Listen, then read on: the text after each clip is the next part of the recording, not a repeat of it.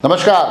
तूफान और उससे आने वाली बर्बादी के तमाम आकलन चल रहे हैं, मगर यकीन मानिए उससे भी ज़्यादा बर्बादी आज भारत के सिनेमाघरों में देखी गई है। मतलब वहाँ जो लोग जा रहे हैं, जो आदि पुरुष देख रहे हैं, वो जब बाहर आ रहे हैं तो अपने आप को लूटा पिटा महसूस कर रहे हैं, रोते चिल्लकते बीकते मतलब बिल्कुल बिलकते हुए बाहर आ रहे हैं। वो उनकी ऐसी दशा हो गई है कि भैया तूफान से नुकसान तो कितना होगा पता नहीं, मगर इन लोगों की हालत तो बड़ी गंभीर हो गई है।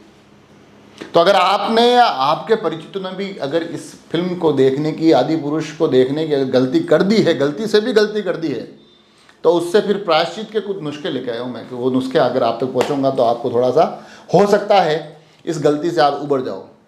तो अगर आपने गलती कर दी है तो सबसे पहले तो कोशिश करिए कि आते ही पहली ही एक ही सीटिंग में, एक ही बैठक में आप रामानंद सागर की पूरी रामायण देख लीजिए। और जैसे ही वो पूरी रामायण देखेंगे तो हो सकता है आपका जो ये पाप आपसे हो गया है उसका प्रायश्चित हो जाए, थोड़ा आप पुनः पहले की तरह बेहतर फील कर सकें, आपको वास्तव में पता चले कि हमारे आराध्य प्रभु श्री राम और वो पूरी की पूरी रामायण कैसी रही होगी। अगर आपको लगता है कि यार इतना भी समय नहीं है हमारे पास, तो फिर इन दिनों राजसमंद के हाउसिंग बोर्ड में रामलीला का मंचन हो रहा है, काशी की प्रसिद्ध रामलीला आई हुई है, तो वहाँ जाइए, थोड़ी देर वो देखिए, हो सकता है आपको फिर इस झटके से उबरने में थोड़ी राहत मिले। वहाँ के जो ये बहुत बड़े ही क्या कहते हैं कम पैसे में जो रामलीला का मंचन हो रहा है, ये 600-700 करोड़ में जो इन्होंने कचरा बना दिया है, उससे था आपको उबरने में वहाँ भी समय लगे, फिर वहाँ उस रामलीला में आप पुनः अपने प्रभु श्री राम अपने आराध्य स्वरूप में जुड़ सके। और आपको लगता है कि नहीं भैया ये तो इतना घोर पाप था कि इसका प्रायश्चित तो लंबा चलना चाहिए, तो फिर सीधा सीधा टिकट करवाइए और पहुँच जाइए अयोध्या। वहाँ प्रभु श्री राम का भव्य मंदिर बन रहा है, इस मंदिर में जाइए, सेवा पूजा कीजिए, सुबह शाम प्रभु श्री राम के दर्शन कीजिए, उस भव्य और ऐतिहासिक मंदिर को बनते हुए देखिए, तो शायद फिर आपको लगे कि कहीं ना कहीं हाँ अब मेरे दिल को थोड़ा सुकून मिला है, अब मैं अपने आराध्य से वापस जुड़ रहा हूँ धीरे धीरे। मतलब जो आदि पुरुष मतलब जो चीज़ें निकल के आ रही है, ये क्या बना दिया भैया। और सबसे कमाल की बात है कि लोग कह रहे हैं 500-600 करोड़, मतलब 500-600 करोड़ के बजट में इतनी खराब पिक्चर बनाने के लिए और भी ज़्यादा मेहनत चाहिए।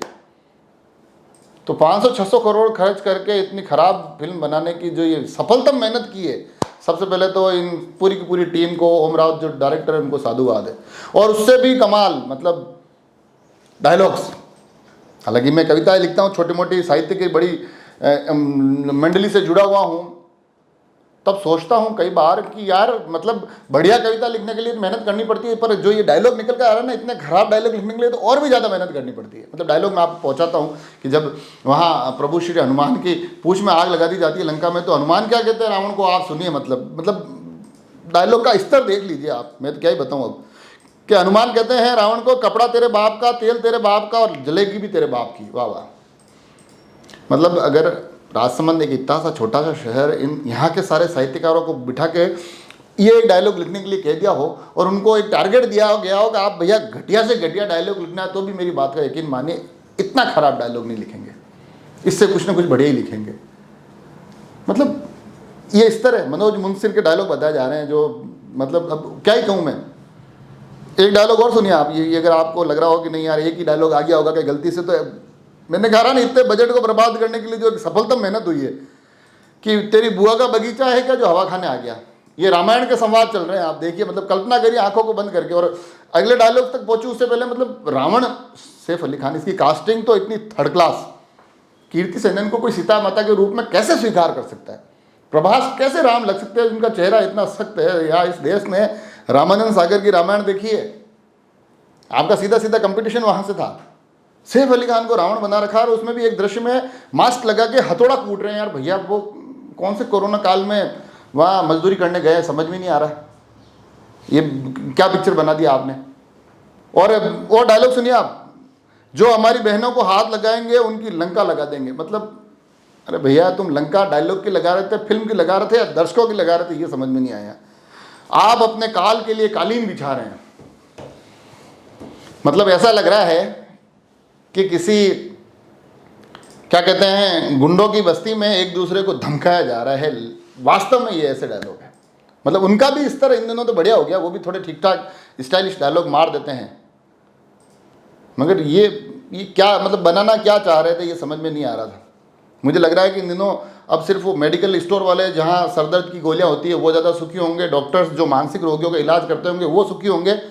अन्यथा तो ये फिल्म देखने के बाद ये जो दृश्य मेरे पास आए हैं, और कमाल की बात ये देखिए, आपकी रामायण जिसके इतने स्वरूप इस देश में हैं, अगर उन पर ढंग से रिसर्च की जाती है, और सबसे बड़ी डॉक्यूमेंट्री अगर कोई मूवी बनाने जा रहा है तो उसके लिए तो भैया रामानंद सागर की रामायण अपने आप में एक ऐतिहासिक, एक ऐसी डॉक्यूमेंट्री है कि जिसको देखकर आप समझ सकते हैं कि इस देश का जनमानस आकर रामायण से किस तरह से जुड़ता है। और उस पर भी कमाल की बात देखिए आपकी, मैं जब ट्विटर और ये सब चीज़ें चेक कर रहा था, इसके रिव्यू और समीक्षा पढ़ रहा था, तो इसके जो विजुअल्स आ रहे थे इतने, मतलब वीएफएक्स के माध्यम से इतनी घटिया और इतनी विकृत मूवी बनाई गई है। और उसके बीच में जब पुरानी रामानंद सागर की रामायण के दृश्य आ रहे थे, कहीं कहीं जहाँ राम आ रहे थे, जहाँ माता सीता आ रही थी, रामायण की उस पूरी की पूरी टीम के फोटोग्राफ्स आ रहे थे, तो वो दिल को इतना सुकून पहुँचा रहे थे जिसकी कोई व्याख्या नहीं है। तो उन चीज़ों से इनको सीखना चाहिए था। अभी कोरोना काल में रामायण आकर अपना प्रभाव दिखाकर गई है, और इन्होंने ये मतलब क्या बना दिया भैया। मतलब कमाल की बात देखिए कि ये अपने पैसों के इस लोभ में कितने लालची हो गए हैं कि इन्होंने अभी एक नया प्रोपेगेंडा लेकर आ गए कि भैया हर एक थिएटर में हनुमान जी की एक सीट बुक करेंगे, और उन दृश्यों को वायरल कर रहे हैं ताकि कि लोग जो फिल्म देखने जा रहे हैं वो और भी मन से जुड़े। अरे भैया, आराध्यों के इस प्रकार के व्यवसायिक उपयोग बंद करिए। अगर आप कुछ बनाना ही चाहते हैं तो फिर रामानंद सागर से सीखिए कि क्या बनाया जाना चाहिए। इस देश ने संतोषी माता फिल्म देखी है जहाँ पर लोग उस थिएटर में घुसने से पहले चप्पल बाहर खोलते थे। कुछ ऐसे स्वरूप बनाइए, और ये स्वरूप सिर्फ वीएफएक्स से या ये बड़ी बड़ी बातों से, बड़े बड़े बजट से नहीं बनेंगे। उसके लिए आपको भारतीय जनमानस के उस हृदय की जो गहराइयों में जो हमारा आराध्य बसे ना, उनको टटोलना होगा। वो किस स्वरूप में बसे हैं। सिर्फ अपनी व्यावसायिकता में इतने अंधे मत हो जाइए। और अगर आपको लग रहा है कि प्रभु श्री राम का मंदिर बन रहा है, भव्य मंदिर बन रहा है, लोगों की चर्चाओं का केंद्र प्रभु श्री राम है, तो कोई भी फिल्म बनाएंगे और चल जाएगी, लोग उसको जय श्री राम के नारे लगाते हुए आएंगे और देख कर चले जाएंगे, तो ये आपकी गलतफहमी है। ये देश अपने सिनेमा देखने के नज़रिए को बदल रहा है, मगर उसके नज़रिए में निगाह इस बात पर लगातार रहती है कि क्या सही है और क्या गलत है। तो अगर आप सब कुछ सही सही बताकर गलत परोसेंगे तो भैया इसी प्रकार के डिजास्टर बनेंगे, इसी प्रकार की बर्बादियों के आलम आपकी फिल्मों को देखने के बाद लोगों के मुंह से निकलेंगे।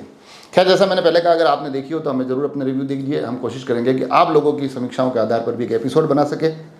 जुड़े रहें राजसमंद एक्सप्रेस से। धन्यवाद।